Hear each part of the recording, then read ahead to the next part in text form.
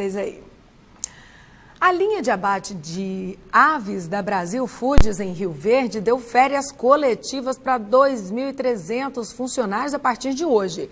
A decisão ocorreu após a União Europeia proibir em abril 12 frigoríficos da empresa de exportar para a região. As férias coletivas serão intercaladas, ou seja, enquanto 2 turnos estiverem operando, um estará em férias. Além de Rio Verde, a empresa também cortou parte da produção em Capinzal, Santa Catarina, Carambeí e Toledo, no Paraná. A BRF é a maior exportadora de carne de frango do mundo, com vendas para 150 países.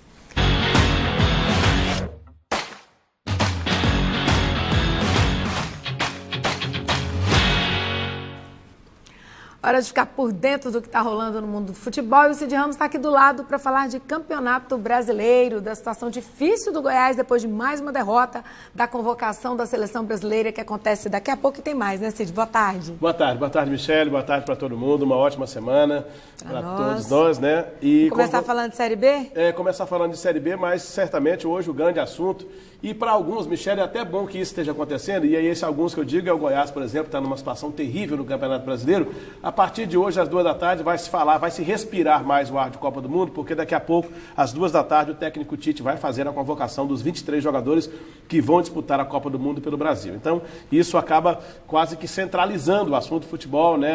A expectativa é toda quanto a isso, e inclusive a gente convida você, porque a gente vai transmitir ao vivo, inclusive, a convocação da Seleção Brasileira. Teremos aqui alguns convidados especiais para comentar com a gente essa expectativa de convocação e, sobretudo, a perspectiva do Brasil na Copa do Mundo, que se avizinha, está chegando aí. O Brasil estreia no dia 17 de junho. Mas, como você disse, vamos começar falando de Série B e falando de um jogo que já tem uns dias já. Foi sexta-feira, o Atlético jogou aqui no Estádio Olímpico, na sexta-feira à noite, e não saiu do 0-0. Foi um final de semana que não foi muito bom para o futebol goiano, não. O Londrina veio aqui e arrancou o empate do Atlético, teve esse lance aí muito reclamado, os jogadores do Londrina queriam pênalti, mas não foi dado o pênalti, o jogo terminou em 0-0, o Atlético não conseguiu vencer o Londrina, mas já se aguardava um jogo duro. O Londrina é um time médio, que o ano passado também deu muito trabalho na Série B do Campeonato Brasileiro. Não foi o que se esperava, mas não foi um resultado de todo ruim, não, pela força que tem a equipe do Londrina. Ruim foi o do Goiás, né? Aí foi péssimo, né, Michele? Foi péssimo, foi horroroso. O Goiás continua muito mal. Havia a possibilidade, quem sabe, a expectativa de possibilidade de recuperação por causa da estreia do técnico Ney Franco, embora o tempo tenha sido realmente muito curto, mas não deu, não. O Ligel marcou esse primeiro gol de cabeça aí para o Fortaleza. Depois, o Gustavo, aí já é o segundo gol de cabeça, a defesa do Goiás na bola alta, uma tragédia total, 2-0 para o Fortaleza, e o Dodô vai pegar esse chute aí de fora da área, coloca no canto do Marcelo Rangel, 3-0, mais uma goleada, mais uma situação muito ruim do Goiás nesse Campeonato Brasileiro. Foi o 5º jogo, nenhuma vitória. É uma situação que está preocupando. 4 derrotas e um empate. O clube está com dificuldade, né? Porque o clube chegou a fazer uma postagem do início do jogo, depois retirou do Instagram, a torcida também caiu matando. Assim, está tudo muito bagunçado. Todo mundo perdido tudo ali, muito perdido, né? E aí, qual é a informação que eu recebi hoje? Que o técnico Ney Franco não teve tempo de treinar o time direito, porque jogou na quarta-feira lá pela Copa do Brasil contra o Grêmio, já viajou para Fortaleza, ele não conhece bem os jogadores, e aí está aproveitando esse tempo que está tendo para conhecer. Inclusive agora, na hora do almoço, os jogadores se representaram pela manhã, treinaram, não vão sair do clube. Aí assim, agora você imagina, o Goiás tem algo em torno de 38, 40 jogadores. Quando você tem o time titular, quem é convocado rotineiramente, só esses é que treinam, só esses é que se misturam lá, o resto treina separado, treina em outro horário, não sei o que e tal. Agora nós temos lá uns 40 jogadores profissionais, mais uns 10 das categorias de base que estão incorporados, 50 pessoas lá no Goiás agora, porque vai acontecer a apresentação oficial do técnico aos jogadores, ao grupo todo de jogadores, aos funcionários. À tarde vai ter reunião de diretoria e tal. Bom, o Goiás está se virando, está tentando sair dessa posição. Tem que mexer, né? Tem que mexer. Está muito ruim, o Goiás está com uma situação muito comprometida nesse Campeonato Brasileiro. E o duelo de ontem, Vila Nova e Ponte Preta? O duelo de ontem era previsível que seria um jogo duro, só que foi muito duro para o Vila Nova. O Vila Nova teve muita dificuldade no segundo tempo. O primeiro tempo do Vila foi muito bom ontem contra a Ponte Preta, perdeu algumas chances. Essa aí, o Elias poderia ter tocado para o Mineiro fazer o gol, não tocou. O Vila teve outras oportunidades para fazer gol no primeiro tempo e não conseguiu. Teve um primeiro tempo muito bom, que deu esperanças. O resultado justo do primeiro tempo seria o Vila ter feito pelo menos um gol. Essa defesa do goleiro na cabeçada. Teve boas chances, né? Teve boas chances. Aí, o que aconteceu? No segundo tempo, a equipe da Ponte Preta conseguiu se reorganizar, se rearrumou e deu muito trabalho para o Vila Nova no segundo tempo. Teve chances realmente de ganhar o jogo do Vila, já que o Vila não fez gol no primeiro tempo. E aí a situação no segundo tempo ficou ruim para o Vila. No Vila, se para o Vila o resultado justo seria ter feito pelo menos um gol no primeiro tempo, o resultado justo seria a Ponte Preta ter feito, pelo que produziu, pelo menos um gol no segundo tempo. Ou seja, foi justo no 0-0, empatou do mesmo jeito. Foi justo no 0-0. Pena que não tenha tido gol. Mais uma vez, um público bom. Tivemos cerca de 15 mil pessoas, quase 15 mil pessoas presentes ao estádio Serra Dourada, quase 13 mil pagantes. Dia das Mães, tá? Uma data que pouca gente sai de casa, mas foi bacana, foi bom. O estádio ficou colorido, bonito. Ruim foi só o resultado. Ruim assim, entre aspas, né? Para quem queria que o Vila continuasse 100%. Pra quem tá ainda segundo na tabela também, né? Queria que o Vila continuasse 100%, tal, assim, estava muito bem, mas o resultado contra a Ponte Preta a gente tem dito sempre aqui, não começou bem, mas é um candidato seríssimo a subir para a Série A. Exigente, é verdade.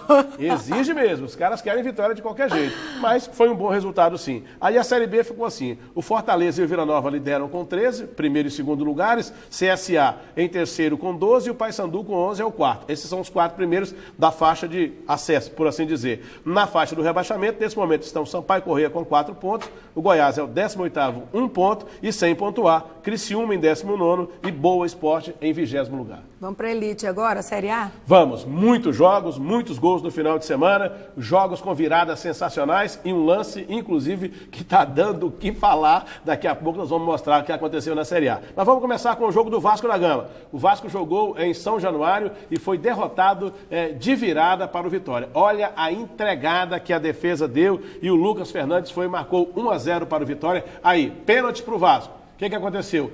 Pênalti, o jogador bateu, o goleiro defendeu, o que o goleiro faz? Vai lá e faz outro pênalti. O árbitro corretamente marcou o outro pênalti e aí foi convertido pelo Pikachu 1-1. E aí começa a virada do Vitória. O André Lima vai fazer 2-1, recebe essa bola e faz o gol do Vitória, faz o segundo gol. O Erley faz contra o gol do Vasco, e aí já é o gol do André Rios, 3-2. Aí o Flamengo, também 3-2, perdeu lá em Chapecó. O primeiro gol da Chapecoense, marcado pelo Canteiros, o gol de empate do Flamengo, marcado pelo Guerreiro. Depois vai ter o gol do Leandro Pereira, 2-1, o gol vai ser de pênalti. O Leandro Pereira marca para a Chapecoense. O Vinícius Júnior empata, mas no finalzinho o Guilherme faz o terceiro gol da Chapecoense. Jogo 3-2. cheio de gol, né? 5 gols, só aí já foram 10 gols desses 2 jogos. E agora o jogo do Santos contra o jogo do Atlético Paranaense contra o Atlético Mineiro. O Pablo fez 1-0 para o Atlético Paranaense, o Bremer empata. E aí, esse é o gol do Roger Guedes, o gol da equipe do Atlético Paranaense, do Atlético Mineiro, que ganhou de virada. Eu falei de viradas. Esse jogo aí é Cruzeiro e Palmeiras. Esse jogo é o jogo do... Esse é o jogo do Santos ainda, tá certo, correto. Esse é o jogo do Santos, desculpa, 3-1 contra o Paraná. Foi ontem à noite esse jogo. Agora sim, esse é o jogo do Paraná. 2 gols do Gabigol para a equipe do Santos. Aquele primeiro lance que apareceu lá foi uma simulação, ele tomou cartão amarelo, simulação de pênalti, mas o Santos conseguiu fazer o dever de casa, tomou apenas um gol, fez 3-1, vitória tranquila, contra a equipe do Paraná. E aí é o jogo, grande jogo da rodada, o clássico, 1-0 para o Corinthians, em cima do Palmeiras, jogando na arena do Corinthians. Sport Recife e Cruzeiro, esse é o jogo de ontem de manhã. Dedé de cabeça, 1-0 para o Cruzeiro, no Mineirão, depois o Arrascaeta faz esse golaço de fora da área, 2-0 para o Cruzeiro. E aí, outro empate de muitos gols, o Edgar Júnior faz os 2 gols do Bahia contra o São Paulo, 2-2, esse aí é o segundo gol do Bahia, o São Paulo com um gol do Trellis e um gol do Shailon. Continua sem ganhar, o São Paulo numa situação complicada também no Campeonato Brasileiro, mas esse jogo aí com a Fonte Nova, com muita gente ontem, o jogo foi ontem às 5 da tarde, Bahia 2, São Paulo 2. A Série A ficou assim, ó, os da faixa da Libertadores, Flamengo primeiro com 10, Corinthians 10, Atlético Mineiro 10, Grêmio 8, Palmeiras 8, Vasco 7. Na faixa do rebaixamento, o Bahia com 5, o Vitória com 4, o Ceará com 2 e o Paraná com 1 ponto. Agora, Cid, vamos mudar de assunto. Algumas profissões a gente pode usar o celular, né? Nós, por exemplo, usamos para pegar informação, mas tem profissão que não dá, né? O jogador pode estar com o celular ali em campo na hora de começar o jogo. Michele, essa história de utilização de celular em lugares inadequados tá chegando em lugares inimagináveis, porque ontem, olha o que aconteceu com o goleiro Santos. Ele é goleiro do Atlético Paranaense, que jogou contra o Galo. Olha o que ele fez. Ele levou o celular para dentro do campo. Na hora de começar o jogo, isso aí é a hora que vai começar o jogo, ele está com o celular na mão. O juiz apitou. Conferindo o WhatsApp. Aí alguém pode perguntar, isso pode fazer? Sabia que não pode? Não pode. Isso presume-se uma ajuda externa, que é uma coisa proibida no futebol. Ninguém sabe o que ele estava fazendo. Se ele estava, mas pelo jeito, lendo alguma mensagem. Não se sabe de quem, não se imagina de quem. Inclusive o Atlético Paranaense marcou, mas não cumpriu agora para as 11 horas uma entrevista coletiva para explicar, porque o clube está correndo o risco também de ser punido. Esse goleiro pode ser que ele seja punido. O certo, segundo as pessoas que eu conversei... Surpreendeu até o técnico, né? O certo era que ele tivesse sido advertido com cartão amarelo. Mas como ninguém viu, o juiz não viu, foi só a televisão Olha lá, que o telefone ali do lado da trave, junto com a toalha que ele fica para enxugar as mãos ali. E isso não pode. O goleiro pode ser que ele sofra algum tipo de punição e ele deveria, se o juiz tivesse visto, ter sido advertido com o cartão amarelo. Mas é inimaginável que o celular tenha chegado em tantos lugares assim, né? Quer dizer, o WhatsApp funciona agora até dentro do campo com a bola rolando. Tá difícil. Tá difícil, né? Sim, de hoje a gente tem mais uma seleção que vai participar aí da Copa da Rússia. E uma seleção fortíssima, Michele. A seleção inglesa que não ganha uma Copa do Mundo desde 66, tá com um time forte, jurando que vai brigar por um título de novo da Copa do Mundo. A Graça Torres apresenta o TBC na Copa.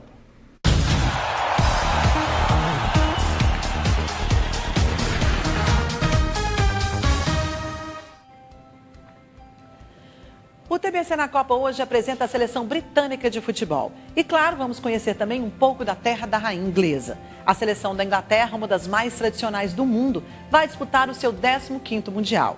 A equipe desse ano para a disputa da Copa da Rússia vai cheia de novidades e com jogadores jovens. A Inglaterra busca seu 2º título, pois foi campeã apenas em 66.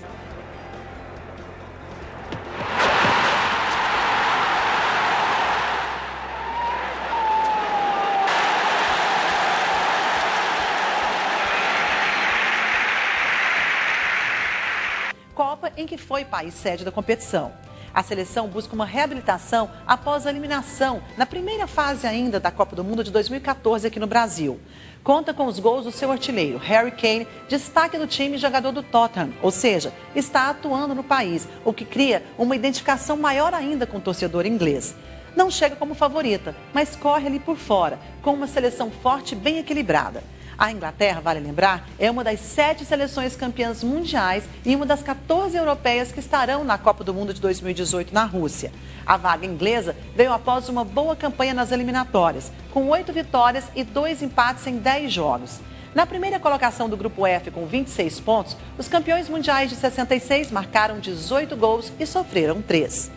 Com o melhor centroavante do futebol mundial na atualidade, Harry Kane, e outros jovens promissores em seu elenco, a Inglaterra corre por fora entre as grandes seleções em busca do título na Copa de 2018 para quebrar um jejum que já dura, 52 anos. A Inglaterra está no Grupo G, ao lado de Bélgica, Panamá e Tunísia. Agora, deixando o futebol um pouco de lado, vamos falar do país, que tem uma cultura vibrante, uma história incrível, um contraste de verde e cinza em todos os cantos e ícones reconhecidos em todo o planeta, cidades medievais em uma das mais belas capitais, Londres.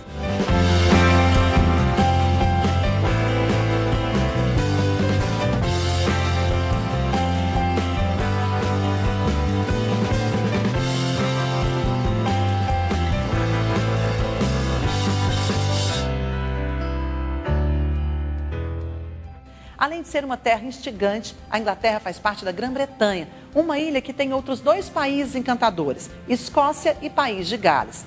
Falar de turismo na Inglaterra e não citar a capital britânica é impossível. Londres foi feita para conquistar o mundo. Apenas em Westminster, sede do poder, estão lugares como o Palácio de Westminster, que abriga o Parlamento e o Big Ben, a London Eye, que é aquela roda gigante à beira do rio Tâmisa.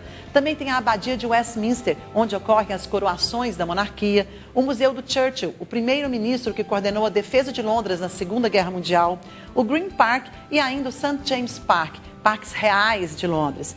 Tem ainda o Palácio de Buckingham, a residência oficial da Rainha Elizabeth II, onde é realizada a troca da guarda, entre muitos outros pontos turísticos.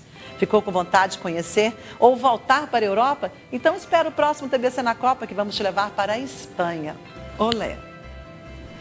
Olé, dá vontade de ir mesmo, né, com certeza, né? A graça fica passando vontade, né, gente? A Inglaterra é um país muito bonito e a capital, Londres, é uma cidade muito convidativa, né? E o time vem que vem, né? Tem uma caprichada, a imprensa né? estrangeira dá a Inglaterra como uma seleção muito boa, muito forte na atualidade, pode ser. Agora, eu, sinceramente, pelo que tenho visto, não acredito muito que a Inglaterra consiga chegar ao título. Pode ser que chegue uma semifinal, mas ao título não acredito, não. Vamos esperar para ver, né? Agora, por falar em Copa, hoje tem convocação. Pois é, Michele. Hoje está rolando já palpitação para ver que o Tite vai colocar.